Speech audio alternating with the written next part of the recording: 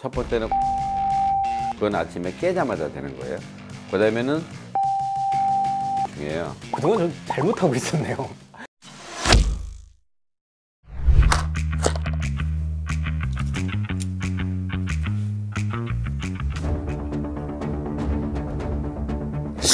잠깐만, 이거 혈당 수치를 믿을 수가 있나? 좀 더 정확하게 재는 방법이 있지 않을까? 그래, 요거는 이승남 원장님이 잘할 거야. 가보자. 선생님 안녕하세요. 네, 안녕하세요. 네. 선생님 요즘에 이 혈당 관리를 하는 게 굉장히 또 약간 유행처럼 이렇게 번지고 있어서 저도 혈당을 좀 관리하려고 뭐 기계도 사고 이렇게 하고 있는데, 이게 보니까 뭐 공복 혈당이 있고 뭐 1시간 후, 2시간 후 뭐 이런 게 있는데 어떤 걸 좀 보고 따라야 하는 건가요? 일단은 딱 두 가지가 제일 중요해요. 첫 번째는 공복 혈당. 그건 아침에 깨자마자 되는 거예요. 그 다음에는 식후 2시간 혈당이 중요해요. 왜 이게 중요하냐면은 식후 2시간이 혈당이 올라가서 좀 안정되는 시기예요. 혈당이 1시간 될 때는 제일 많이 올라가요.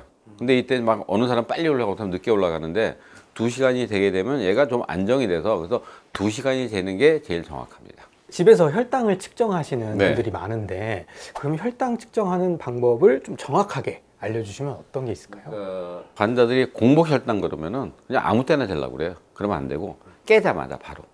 그래서 8시간 정도 공복을 한 다음에 하는 게 좋고, 두 번째는 식후 2시간 혈당 그러잖아요. 환자들이 어떻게 생각하느냐, 밥 다 먹고 나서 2시간 있다 재요.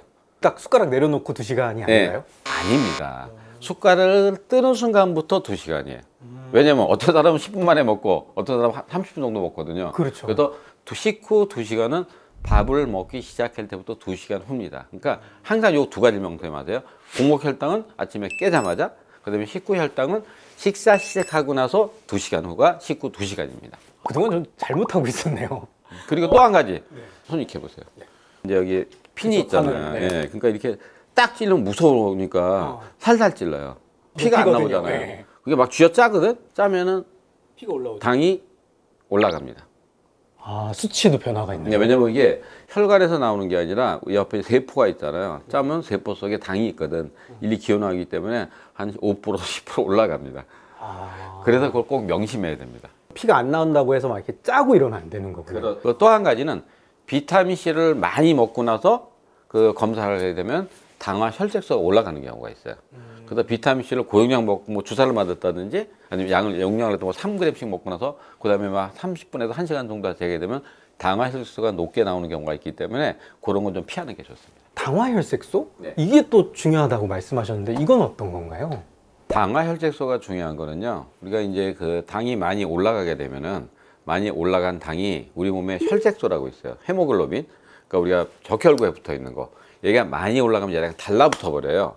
근데 얘가 달라붙어서 안 떨어집니다. 두세 달 동안. 두세 달 동안은 뭐냐? 적혈구 수명이 2달, 3달 정도 되거든요. 안 떨어지는데 이건 일종의 독소예요. 그걸 당화혈색소 뭐라 그러냐? 당 독소라고 그러는데, 이 당 독소인 당화혈색소가 6.4 이상이 되면 올라가면 올라갈수록 몸에 합병증을 많이 만드는 거예요. 그래서 당화혈색소가 굉장히 중요합니다. 그러면 이 혈당 기계로 이렇게 체크하는 거는 좀 이제 그때그때 일시적인 상황인 거고, 당화혈색소는 한 2, 3개월 정도의 평균이다. 평균이라기보다는 2, 3개월 동안에 어떻게 잘 관리가 됐느냐 안 되는가 보는 거예요. 당화혈색소 검사라는 거는 쉽게 할 수 있는 게 아니라 병원을 꼭 가야 되는 거죠? 네. 아, 그러면 어느 정도의 비용과 좀 얼마 정도의 시간이 걸리나요? 비용은 얼마 안 들고요. 뭐 10,000원 미만이니까 얼마 안 들고, 그다음에 시간은 한 5분 내로 다 나옵니다. 그러니까 자기가 약간 뚱뚱하거나, 아까도 얘기했지만 당뇨 환자 가족이거나, 그다음에 자기가 탄수화물을 많이 먹거나 당이 좀 높은 것 같다, 당뇨 전단계를 할 사람은 꼭 2~3달에 한 번씩 체크해 보는 게 그 당뇨 진단하는데 꼭 필요합니다. 왜? 무증상인 사람이 거의 대부분이기 때문에 아주 중요한 거예요. 왜? 그게 높게 되면 합병증이 많이 생기고요. 요새는 당화 혈색소 말고요, 당화 알부민이라고 또 있어요. 당화 혈색소는 2~3달 정도라고 그랬잖아요. 당화 알부민은 2주에서 3주 동안 걸 바로 나오기 때문에 검사가 더 정확합니다. 그래서 저희도 이제 가끔 이제 당화혈색소 검사를 하는데, 이 사람이 가끔 이제 먹다 잘 모르잖아. 그럴 때 당화 알부민을 검사하면 이 사람이 2, 3주 동안에 어떻게 했나를 알 수가 있어. 왜? 3개월 동안 약 주잖아요. 그럼 쭉 지음대로 먹다가 그다음에 병원 오기 전에 살짝 안 먹는 사람이 있어요. 아, 그쵸. 그런 걸 알아볼 수가 있습니다. 당화 알부민? 예. 아, 그것도 해보는 것도 좋겠네요. 그러니까 두 개를 같이 해보는 게 좋습니다. 제가 혈당 체크를 해보니까 이제 말 그대로 좀 맛있는 거, 뭐 이렇게 뭐 짜장면 같은 걸 먹는다거나, 네. 뭐 아니면 마라탕 같은 걸 먹으니까 이게 혈당이 확 올랐거든요. 그러면 이런 것들이 안 좋은 건가요? 계속 안 좋은 영향을 미치는 거예요? 그렇죠. 그게 뭐냐면 우리가 그랬다 혈당 스파이크라고 그래요. 뭐냐면 식사를 하고 나서 갑자기 쭉 올라가는 경우가 있거든요. 이건 어떤 경우냐? 단전 당이 있는 거. 지금 이게 짜장면이라든지 뭐 마라탕이라든지 아니면 단팥빵이라든지 이런 거 먹으면 확 올라가는 사람이 있어요. 이런 사람들은 확 올라갔을 때 얘가 또 당뇨소스를 갖다 붙어가지고 당뇨소스를 올릴 수가 있거든요. 근데 그게 한 번 올라갔다고 당뇨는 아니에요. 그러니까 많이 먹어서 올라간 거니까. 그래서 그런 사람들은 나가 당이 너무 높은데 할 경우는 식이요법을 해서 그런 걸 줄인 다음에 좋아지면은 약을 먹을 필요는 없습니다. 스파이크가 자주 생기면 그러면 전체적인 이 평균 혈당이라고 그럴까요? 그런 게 올라간다고 봐야 되는 건가요? 올라갈 가능성이 점점 커지는 거죠. 특히 스파이크가 많이 생기면 아까도 얘기했지만 당뇨 스파이크가 확 올라갔을 경우에는 뭐가 문제가 되냐? 그 당하고 당효소스가 이렇게 붙어버리거든요. 혈색소하고 그럼 당화혈소가 생기는데 이게 독소라고 그랬잖아요. 그런 게 많이 생기게 되면 합병증이 생깁니다. 지금 그게 왜 중요하느냐? 30대, 20대 자기가 당뇨인데 모르는 사람들이 있어요. 증상이 아주 심할 경우, 뭐 저갈증이 난다든지 살이 빠진다든지, 근데 물을 너무 많이 먹는지 할 경우 외에는 모르는 사람이 있거든요. 그러니까 이런 사람들은 이 사람들이 당뇨가 있는 걸 모르고 있다가 당뇨수가 갑자기 올라갔다가 내려갔다, 올라갔다 내려갔다 할 경우 얘가 오래돼서 합병증이 생긴 다음에 자기가 당뇨인 줄 아는 사람이 젊은 사람은 꽤 많습니다. 그래서 미리미리 중간에 체크해서 자기가 당뇨하고 당뇨수가 정상인가 1년에 한 번 정도, 특히 당뇨 가족 환자들은 꼭 해보는 게 중요합니다. 가족 중에 약간 뭐 당뇨를 앓았던 분이 있다. 그러면 본인도 조금 그럴 확률이 높아지는 건가요?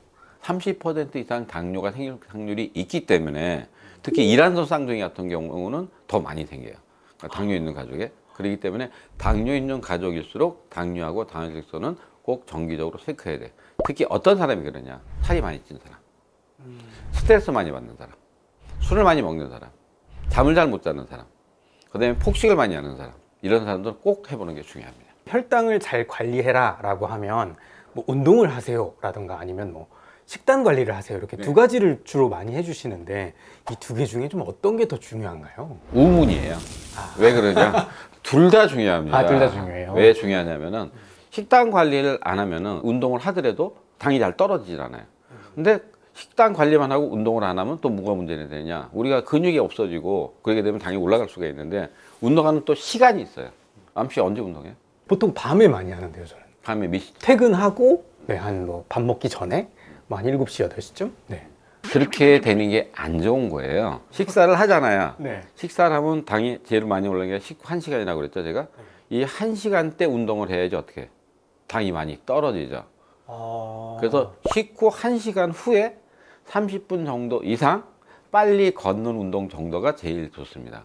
그렇게 하게 되면 당이 잘 떨어지면서 살도 잘 안 찝니다. 저희 회사에도 보면요, 점심을 먹고 이렇게 회사 주변 이렇게 산책하시는 분들이 있어요. 굉장히 좋은 습관이라고 봐야 되는 거예요. 그렇죠. 근데 이제 바로 하는 것보다는 이제 우리가 당이 올라갈 때 1시간 정도니까 한 2, 30분 있다가 걷는 게 제일 좋습니다. 제일 좋은 건 1시간 후고요. 당뇨 환자 같은 경우 특히 인슐린 맞는 사람들은 그 공복에 운동을 하게 되면 저혈당이 올 수가 있어요. 특히 인슐린 맞는 사람들이 제일 위험합니다. 그래서 인슐린 맞는 사람들이 공복에 운동할 경우에는 절대 우리가 말려요. 그냥 갑자기 떨어지기 때문에. 쓰러질 수 있고. 네, 그러면 저혈당이 더 무섭거든요. 우리가 솔직히 고혈당 쇼크로 사망하는 분은 거의 없어요. 저도 뭐 40년 동안 거의 의사하면서 방송에 나왔던 분 한 분 빼고는 거의 없었거든요. 저혈당 쇼크는 많이 쓰러집니다. 약을 먹거나 인슐린을 갖다 맞는 사람들은 공복보다는 식후 1시간 있다 운동하는 게 제일 좋습니다. 선생님, 그리고 요즘에 뭐 저속노화 이런 게 굉장히 그렇죠. 약간 트렌드잖아요. 근데 보면 그 저속노화를 말씀하시는 선생님들이 이 혈당 스파이크 조심해라, 뭐 이게 노화를 촉진한다 이런 얘기를 많이 하는데 이것도 좀 사실인가요? 그러니까 우리가 당이 많이 올라가게 되면요. 그 아까 했지만 혈당 스파이크가 올라가면 당 독소가 생긴다고 그랬잖아요. 당과 혈색소가 많이 올라가면 당 독소가 바로 독소거든요. 그 당 독소, 당화 혈색소가 바로 우리 몸에 염증을 일으켜요. 그러니까 염증을 일으키게 되면 우리 몸이 노화가 빨리 옵니다. 그래서 혈당 조절을 잘하게 되면은 바로 저 노화를 좀 늦출 수가 있는 거예요. 그러니까 같은 환자라도 당뇨 잘 조절하는 사람, 못하는 사람이 있으면 조절을 못하는 사람은 가속 노화가 오는 거고, 당뇨를 잘 조절하게 되면은 뭐 저속 노화는 아니지만 그래도 자기 나이대로 갈 수가 있는 겁니다. 그러니까 왜 그러냐? 아까도 얘기했지만 우리 몸에 염증이 생기면 노화가 빨리 옵니다.